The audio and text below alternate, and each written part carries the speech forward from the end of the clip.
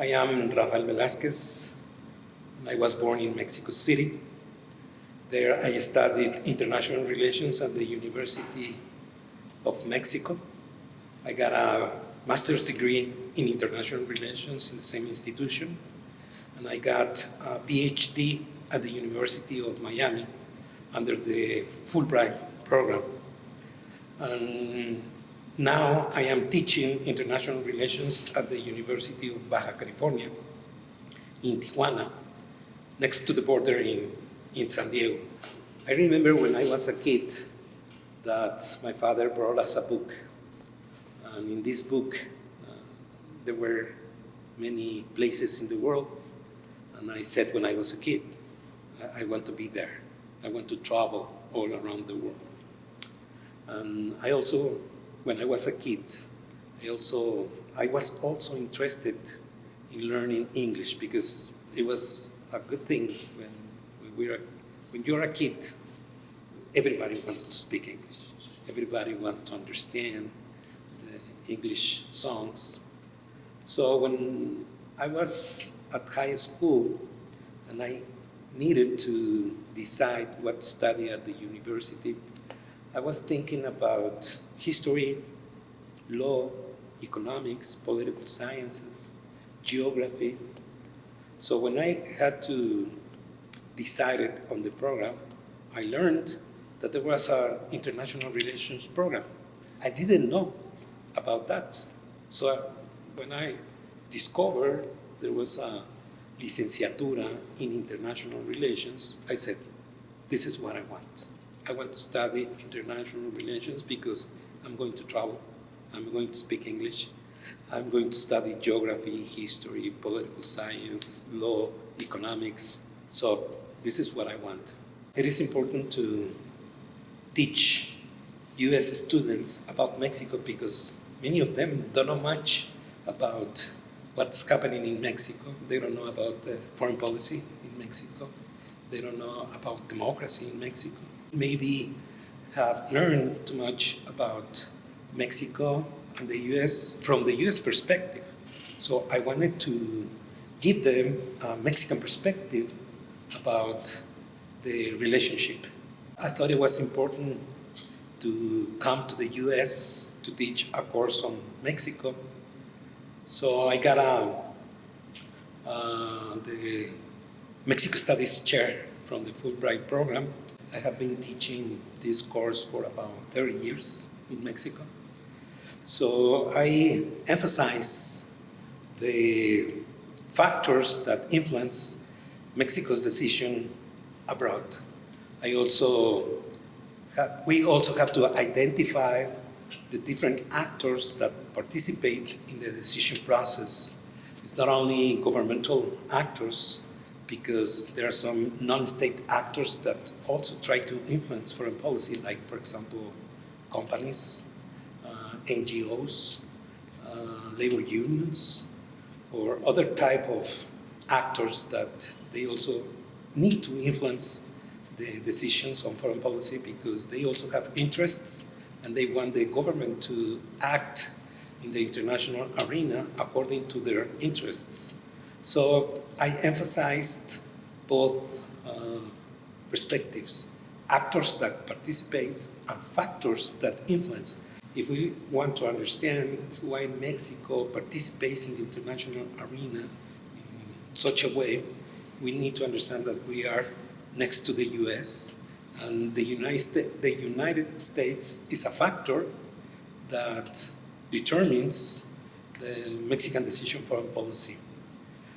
We also need to understand economics, the political system, even culture, and for example, what we call national identity.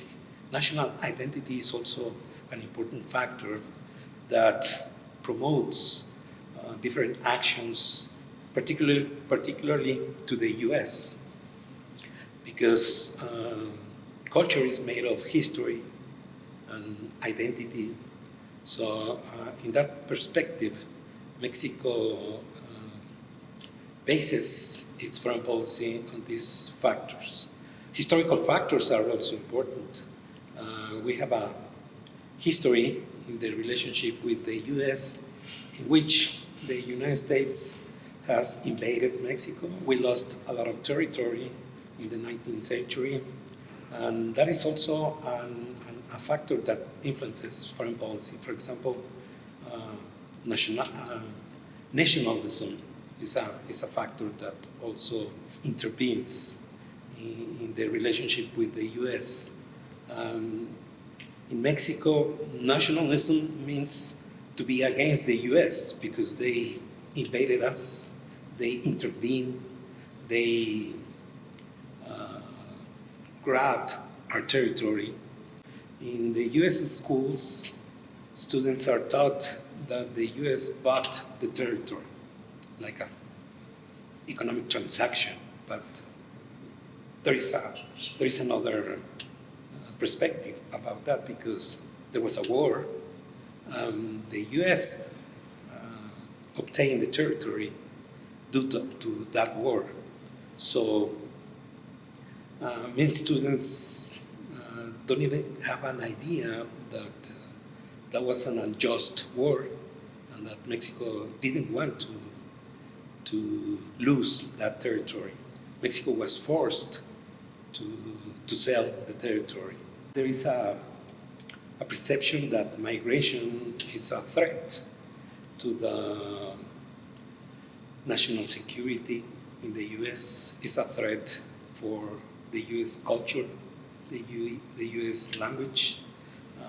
For example, they think that migrants don't pay taxes, but that's a wrong perception because migrants in the U.S., Mexican or Latin American migrants, they contribute a lot in the economy. They pay taxes. Even if they don't work, if they go to Walmart and buy something, they are paying taxes. There are many opportunities in those issues because, first of all, we share our border. Secondly, we share problems.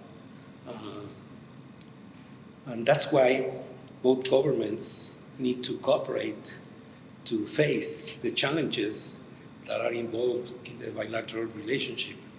So, for example, the U.S. economy has benefits from migration because they contribute a lot to the economic growth in the U.S., mainly in some states like California, Texas, Illinois, and other states in which there are many migrants. According to some data, they need migrants because there are old people that are not working any longer, and young people. The U.S. doesn't have enough people to cover all the jobs that are necessary. When I was a student at the university, they taught me that Mexican foreign policy was based on principles like non-intervention, like self-determination. However, when I studied more about Mexico's foreign policy, I realized that it's not only principles that are involved in the foreign policy, that there are also interests, and Mexico has to deal with the U.S., and principles are not enough if we want to deal successfully with the U.S. So there's this other perspective about foreign policy which is called pragmatism. Pragmatism is a way to try to make national interest a real thing. Pragmatism is a policy to try to solve problems. Pragmatism is a practical policy. For example, in security terms, is about economic growth.